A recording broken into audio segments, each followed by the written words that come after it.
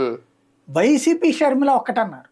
ఆహా, okay. YCP Sharmila ఒకటి, ఉమ్, ఉమ్, కాంగ్రెస్ తో ఈయనేం అంట కట్టట్ల. ఉమ్, అట్లా అయి ఉంటే ఈ పాటికి జగన్ సినిమా చూపెట్టేవాళ్ళు జగన్ కి. ఉమ్, ఉమ్, కాంగ్రెస్ వైసీపీ ఒకటి కాదు ఇక్కడ, ఉమ్, జగను షర్మిల ఒకటే. రెండు వేరు పార్టీల్లో ఉండి ఉమ్, ప్రభుత్వ వ్యతిరేకతని అటుకు మళ్ళిస్తున్నాడు.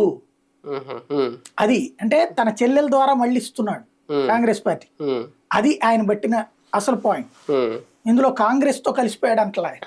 ఓకే. ఉమ్, కాంగ్రెస్ ని జగన్ వాడుకుంటున్నది అంటే జగన్ ట్రాప్ చేసే దాంట్లో చంద్రబాబుని కిందసారి ఎట్లా ట్రాప్ చేసాడు, ఇప్పుడు కాంగ్రెస్ ని వాడుకుంటూ టీడీపీని మళ్ళీ ట్రాప్ చేస్తున్నాడని ఆయన గ్రహించాడు. నేను ఎప్పటి నుంచో చెప్తున్నది అదే. అంటే ఆల్రెడీ జగన్ ట్రాప్ లో కాంగ్రెస్ పడిందనా? షర్మిల పడింది, చంద్రబాబు పడ్డాడు.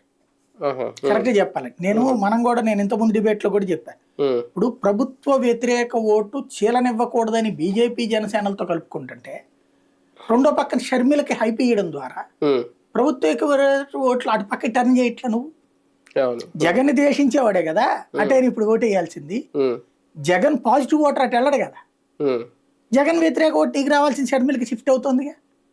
అవును. ఉమ్, అదే నేను మోడీ చెప్పింది, నేను ఎప్పటి నుంచో చెప్తున్న మాట అది. అంటే ఓటు బ్యాంక్ చీల్చే వ్యూహం అది జగన్ కి. జగన్ ప్రభుత్వ వ్యతిరేక ఓటుని చీల్చే అదే అదే వ్యూహం. ప్రభుత్వ వ్యతిరేక ఓటు చీల్చే, అంటే వీళ్ళు కిందసారి చంద్రబాబు ట్రై చేశాడు పవన్ కళ్యాణ్ ద్వారా. పవన్ కళ్యాణ్ ద్వారా తన వ్యతిరేక ఓటు 2019లో తన ప్రభుత్వ వ్యతిరేక ఓటు పవన్ ద్వారా చీల్పించే ప్రయత్నం చేశాడు, కానీ విఫలమైంది. ఇప్పుడు ఇది విఫలమవుతుందా సఫలమవుతుందా అనేది చూడాలి.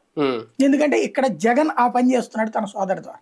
ఆవిడ ఎంత అగ్రెసివ్ గా వెళ్తే అంతగా ప్రభుత్వ వ్యతిరేక ఓటు చీలాలి. అది అక్కడ ఎత్తుగడ. భారతీయ జనతా పార్టీ గట్టిగా ప్రయత్నాలు చేస్తే వైసీపీకి చుక్కలు చూపిస్తుందా? ఖచ్చితంగా చేయాలి అనుకుంటే చేస్తుంది. ప్రస్తుతానికి దీని మీద అంత ద్వేషం ఉన్నట్టుగా అనిపించట్లేదు.